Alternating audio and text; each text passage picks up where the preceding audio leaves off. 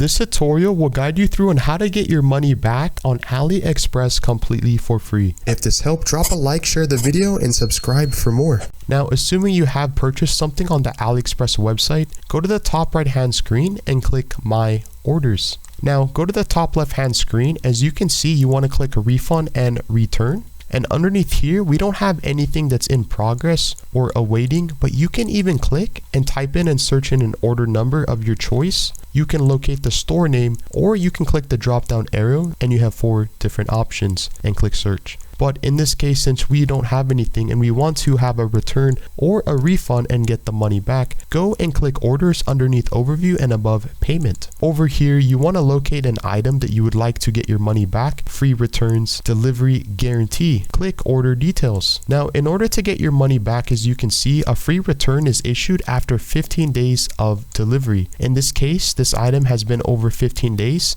You can track the order, add it back to your cart, download the invoice. You can even scroll down and see the subtotal completely for free. And if you were to click the second option, returns and refunds, you can see the return period has expired, but this is how you get your money back completely for free, AliExpress.